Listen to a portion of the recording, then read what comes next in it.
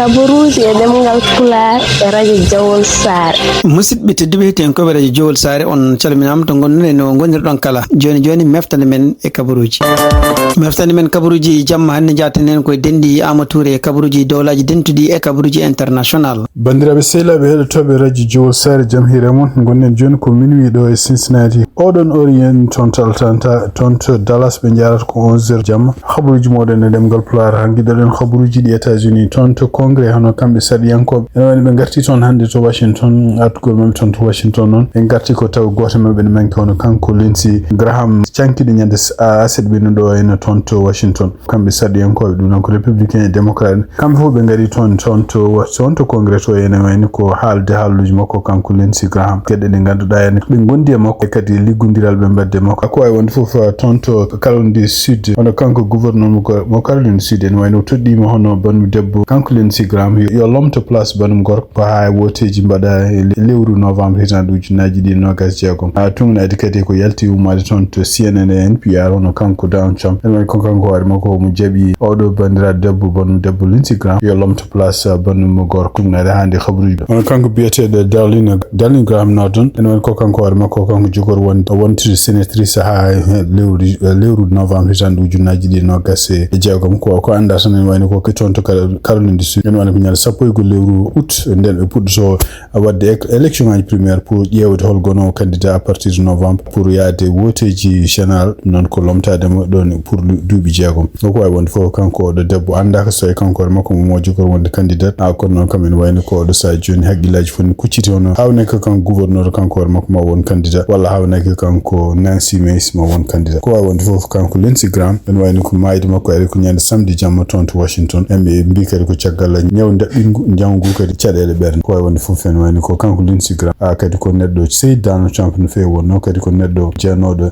haalande Donald Trump wajoyade ɗum surtout yedne toon to Iran ko yokkontine bombardement ji muɗum e kadi yokkontine habde laamu ngongu toon to Iran kadi ko neɗɗo mo ganduɗa supportude kadi aussi jokkodiral kamɓe États-Unis jogi hakkude mabɓe Israël.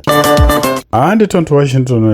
juge goto fédéral debbo biyeteɗo Kathleen Williams e nder ñalawma ko yalti ñaworde nde o yaltini o werlima hono complainte mo kanko Donald Trump mo porti contre département toppitiɗo ko fate impôt ɗo e États-Unis biyeteɗo IRS ɗum noon kanko oɗo ñawo wi wonde ko Donald Trump ne wayno porti plainte wi wonde ko ɓeɗo IRS ma joɓamo ken wona milliard uji sappo ɗum no fof sibabude kamɓe IRS ɓe jaltini kayitaji makko kanko Donald Trump kanko oɗo debbo ko ari ko wi wonde ko ene wayno ko kanko Donald Trump et surtout yimɓe wajiroɓe mi avocat ji makko personnel e kanko kadi gonɗo oɗo sadio gonɗo ministre de justice mo Trump e kañum hoɗum jogorɗo poɗɗo yaade toon to congrès à partir de janggo pour wontude ministre toppitiɗo ko fate justice ene wayno ko kamɓe fof ene wayno jantodira Donald Trump mbaɗi penale ɗum noon ko ndendini kayitaji ɗi gona gonga ndendini kadi peeje ɗi gona gonga pour takkude impôt ji leydi ndi ko wawi wonde fof ene wayno ɗum ɗo kadi ene wayno ko kanko oɗo juge fédéral ene wayno o wi wonde ko complainte mo Donald Trump waɗi contre département toppitiɗo ko fate impôt fof ko fawi koye fenade ɗum noon werli ɗum ladde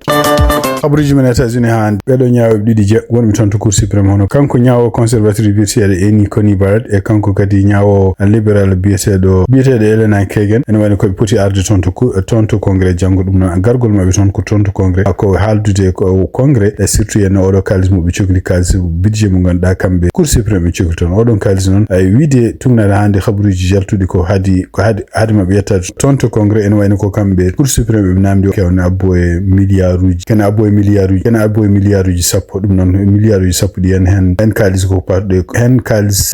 parɗe en ko fate sécurité mabɓe surtout ene wayno ko kanko sibabude kanko sibabuno ɗo sa joni caɗele kamɓe ɓeɗo ñawoɓe jogi surtout kanko Amy Coney Barrett laabi kewɗi ene wayno ko police ne nodde pour ardigal makko taw yimɓe waɗi bone taw yimɓe ne jiiɗi yande e galleji mabɓe ɗum noon ko kala nde goto mabɓe waɗi yante ñawore nde no tawi yimɓe Trump jiiɗa ɗum walla yimɓe ɓe gona Trump jiiɗa ɗum ene wayno ko kamɓe ɓeɗo wonɓe toon to cour suprême oɗo sa joni eɓe jogui ɗen caɗele gueɗe goɗɗi keddiɗe kadi ene wayno ko ɓeydude ko fate en hesɗitinde gueɗe ɗeɓe liggorto toon to cour suprême ɗum noon ko jiiɗa e sécurité tan ene wayno ko kala kadi gueɗe ko liggorto en beele ne yaade jama ɗum ɗo foof kalis muɗum foof ma abboye kene wona milliard uji sappo tumnade ha hande ko hisa toon wawi wonde foof kamɓe ɓeɗo ɗiɗo gara toon donc gargol mabɓe toon noon jogorani wonde tan pour kamɓe koye mabɓe mbawa jabade namde ko partude e kalis ene wawi kamɓe koye mabɓe namdo gueɗe ɗe ganduɗa en kamɓe ɓeɗo beeɗo liberuji e kamɓe beeɗo en conservateur uji caɗele ɗe ɓe jogui ɓe nanodiran toon to Cour suprême wayno ko yimɓe hewɓe démocrate en e yimɓe hewɓe kadi indépendant en pelaɓe e kamɓe Cour suprême o taw toɓe jeegoɓe conservateur uji non toon kala ko Donald Trump adde mabɓe ɓe jaɓanat ɗum kono noon wayno kadi ko kamɓe Cour suprême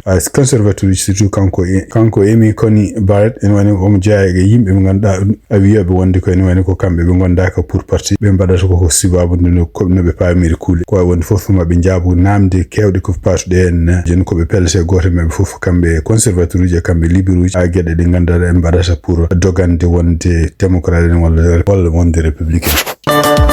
toon kadi to congrès kadi ɗamina hono kanko joni hono ministre fate justice leydi tawde o meeɗani ko waɗede confirmation omo ɗaminama warto gargol makko toon noon ari ko caggal nde juge goto fédéral kañum woori mo wi wonde ko won peeje ɗi woni kanko sono menaɗo wonde avocat Donald Trump e kanko kadi wonti lomti wonde ko gonno ɗon ɗum noon nde ari wonde juge fédéral goto wi wonde ɓe peeje ɗe ɓe mbanno pour surtout pourtude plainte contre goomu toppitiɗo ko fate impôt ji leydi pour Donald Trump en heɓa milliard uji sappo ɗum ɗo fof ko peeje fenade ko ɓe ndendini kayitaji ɗi gona gonga ɓe mbaɗi hen kadi haalluji ɗi gona gonga ɗum ɗo fof noon hawnaki kanko Tate Blanche ɗum noon ma wonan mo caɗele seeɗa pour jabade walla so tawi kaɗon haalari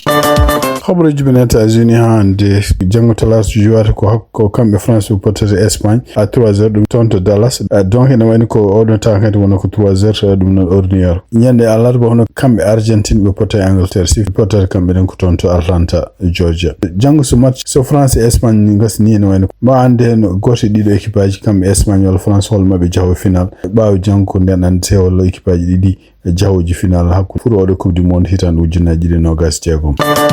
toon kadi hande ne wayno ko kamɓe département ji toppiriɓe kadi ko fati commerce sibabunde Cour suprême mo États-Unis yeddude wonde Donald Trump ene jogui haqqi ɓeydude frais de douane e kala commerce international joni ma won caɗele mawɗe wonande gouvernement mo États-Unis saabu ene wayni ko tumnade kadi ko hisawa so tawi tan ɓe rembourse kala ɗeɗo frais de douane ɓe kamɓe Cour suprême mbi wonde ko kanko Donald Trump wala droit fawde ɗum e kala ko fati e jeygu ɗo e national e international no wayni ko alay saago ɓe rembourse kadi abboye capanɗe jeetati e $1 milliard ko hunde wona jogoro wonde caɗele fati e ngalu États-Unis ngalu ko fati e États-Unis ko ɗum nawaten habaruji men international en wayni ko oɗo sa joni prix du pétrole ɓeydima e États-Unis no fewi prix ji ɗi kadi ɓeydi kadi ko caggal nde kanko Donald Trump konngudi makko toon to fati cessez-le-feu gonnoɗo hakkude kamɓe États-Unis e Iran ne wayno dartima e caggal kadi nde bombardement puɗɗiti e ñalawma hen États-Unis ɓen continue wiide wonde ko ɓen bomba nokkuji gonɗi toon to Iran surtout nokkuji ɗi ganduɗa takiji maaji taw kamɓe Iran naɓe eɓe jogui hen koɓe berloto missilaji walla kamɓe koye mabɓe koɓe jaɓorto koɓe camminirta missilaji goɗɗi e kadi en wayno ko kanko Donald Trump kadi huccire congrès wi wonde ko en wayno ko kamɓe États-Unis ɓe gummini kadi guerre goɗɗo contre Iran tumnade hande ko anda en wayno ko kamɓe Iran en wayno ɓe ñalli ko werlade bomboji toon to leyɗele arabeɓe en wayno ko kamɓe États-Unis ɓe berlimo bombardement ji kewɗi kuji ɓadiɗi toon to cirtol Hormuz ngol e wiide mabɓe kadi kamɓe États-Unis ɓe puɗɗitima kadi bloqué mo bonno toon ɗum noon ko hadde yimɓe laaɗe nadde walla yaltude toon to poruji gonɗi toon to Iran ɗum ɗo kadi ko hunde nde ganduɗa kamɓe États-Unis ɓe dartini ɗum caggal nde nanodiral waɗa wonde ko kamɓe États-Unis e Iran e poti haldude ko wawi wonde fof en wayno ko kamɓe Iran tumnade ha hande habaruji gumiri to epi ɓe mbawi kamɓe ne werlade bomboji mabɓe toon to Bahrain toon to Jordanie ɓe mbawi kadi fellude laaɗe ɗiɗi taw ko laaɗe ɗe ganduɗa en ko émirat arabe jeeyi ɗumen ɗum noon ko laaɗe ɗemnode jinnoɗe rewde toon to cirtol Hormuz ngol taw keɓani autorisation mabɓe ɗum hande Associated Press ko haali ɓe mbi wonde ko kamɓe Iran yande ɓe ɗeɗo laaɗe ɓe mbari hen neɗɗo goto liggotono e laaɗe ɓe mbawi kadi ganji yimɓe jeetata ko wawi wonde fof en wayno ko kamɓe to leyɗele ɗeɗo en mbi surtout ko wayno ko Abu Dhabi e Dubai wi ma mbatto attaque mo Iran waɗata ɗumen ko wawi wonde fof en wayno tiya hare nde fuɗɗitima hakkude kamɓe États-Unis e kamɓe Iran kamɓe États-Unis ɓe bomba toon to Iran kañumen bomba kala ko toni base uji mabɓe toon to leyɗele arabe habaruji men international hande toon to Yemen tumnadi kadi ko yalti e journal biyeteɗo Al Jazeera hono kamɓe Arabie Saoudite wayno ɓe bombardi aéroport Sana ɗum noon ko capital mo Yemen bombardugol mabɓe Arabie toon to oɗo aéroport noon tumnade hande ko yalti Al Jazeera mbi wonde ko kamɓe Arabie Saoudite ɓe jinno ko hadde avion guminoton toon to Iran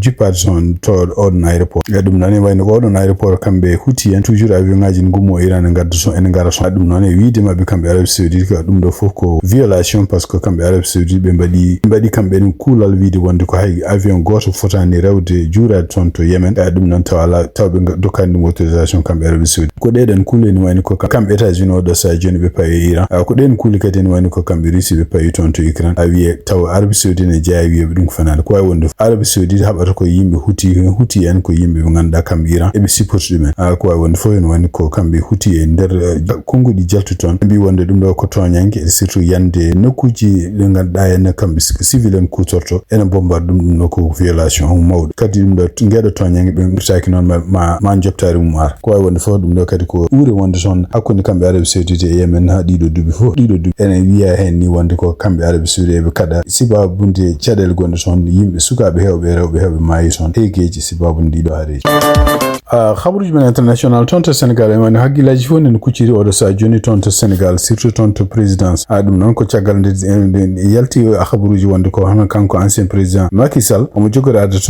tonto Dakar nyande sappo jeedi lewru juillet dum non hawra ko aljuma gargol makko ton wayno ko odo sa joni kala yimbe joginobe caméraji e yimbe joginobe téléphone nen pari ke gede men pour wawde fodde ngallo potindira dum non ko kakko makko kanko Bashir Diomaye Faye kanko Macky Sall siftindo on tan won kanko Bashir Diomaye Faye o jabbinoma tonto Senegal dum no bindudo hono kanko ancien président mo Guinée Bissau Oumar Ombolo dum non tungnare hande ko yalti khabaruji hono kanko Oumar Ombolo arno son ko yewdi gongdinde bele kanko Macky Sall wawa arde tonto Senegal wawa kadi jotondire e Bashir Diomaye Faye pour bele mo heba support mudum ko fate candidature wala campagne mo woni odo sa joni dabbude ardade Nations Unies ko woni fof fen wayno ko tambe tonto Senegal dum non ko opposition e laamu ngo e ben continue mbattena gil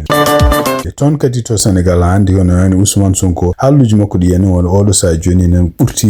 nen continue ha hande addude cadele wonande dajiri tonto Senegal to bakke o wonde ko non so on khalisaji keedu gaddade tonto Touba ene wayno ko laamu ngu no wiyata ko ene wayno addison didon khalisaji dino ko khalisaji gujjade dum non ene wayno ko majjugol addude cadele keedu wonande dido halluji so tawi ngona gonga surtout en labbinde hen Touba wala labbinde hen gouvernement ko non kadi kanko Ousmane Sonko e der kongudi kadi di jefti wali wi wonde odo sa ene wayno ko kambe ko garde assemblée nationale o continue ƴewde peeje fof pour tampinde laamu ngu so laamu ngu waɗani gueɗe ɗe o yiɗi walla ni yaade kanko hoore makko o yandina laamu ngu ko wonde fof kanko Ousmane Sonko e nder kadi haalluji ɗi o haali o wi wonde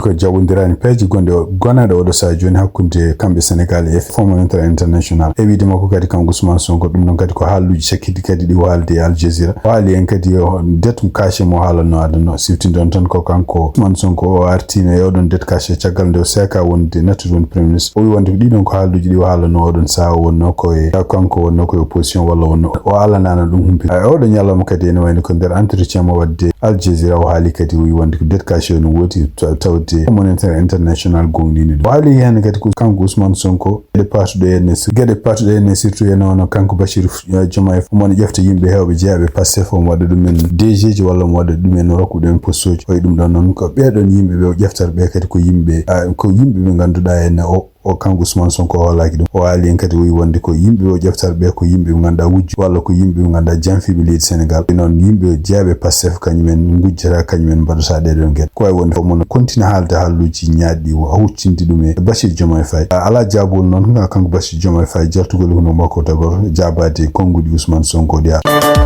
hande toon Sénégal ko yalti hande hono kanko Bashir Diomaye Faye e nder décret présidentiel mo waɗi ene wayno o nomi hono biyeteɗo Ousmane Diagne yo ardu conseil constitutionnel tonto leydi Sénégal donc e nder décret jaltude taw signé ɗum ko Oumar Samba Ba kañum woni secrétaire général de la présidence ene wayno ko e nder ko haali hen hono kanko Bashir Diomaye Faye o artiri hono Ousmane Diagne yo won kañum hoore mum président conseil constitutionnel siftintan tan Ousmane Diagne ko sakkiti ko e nder kanko laamu makko kanko Ousmane Sonko nde woni premier ministre Ousmane Diagne kañum meɗin wonde ministre pétrole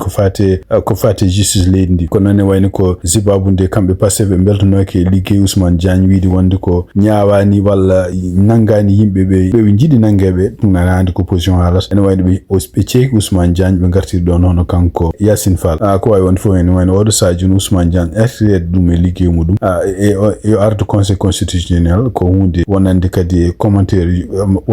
wonande yimɓe anduɓe ko fate justice mi wonde ɗum ɗo ko hunde nde wahande d'abord kanko o jogui ko fete humpito no fewi ko fate justice ko magistrat kadi kanko hoore makko mo jogi expérience e humpito no feewi ko fate kala ko fate département justice son Sénégal o wawi wonde joggade fonction ngaji procureur général gonɗo toon taw cour d'appel de Dakar o wawi kadi kanko hoore makko ko joggade premier avocat général gonɗo toon cour suprême e kadi ene wayno kan haade makko nommé do ministre de justice et garde des sceaux wawi wonde fof ko wawi wonde fof goɗo humpiri ngo jogi kanko Ousmane Diagne e kadi kanko hoore makko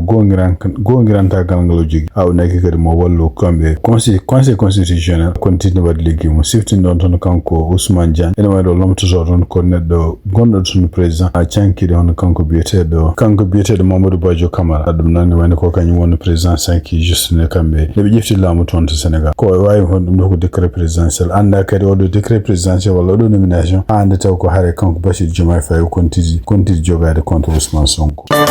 hawruji men international cekatar ñonko toon to Mauritanie tungnade kadi ko winda toon to journal biyeteɗo le quotidien de Nouakchott hono kanko biyeteɗo Kadiata Ba o waɗi déclaration mo wi wonde o yalti organisation IRA ɗum noon ko organisation mo kanko Biram Da Abidou ardi tungnade hande kongude ɗi ƴefti o haalani holko waɗi sababu kanko hoore makko mo yalta oɗo organisation kanko Kadiata Ba noon e wayno ko kanko hoore makko mo jogino hen poste mawɗo wonno ko représentant to IRA ko no e dumunnaji ɓen ɗo fu yiyama toon to IRA ene wayno ko kamɓe gardi ngu ene waɗi waylo seeɗa ko anda ko noon holko woni sababu est ce que kanko hoore makko sababu no ko waylo wango toon go est ce que ɗum waɗi mo démission kono noon ene wayno ko wawi wonde fof wi wonde o yalte oɗo organisation kanko Kadiata Ba noon ene wayno koye tungnade hande e gueɗe jaltuɗe journal ko windi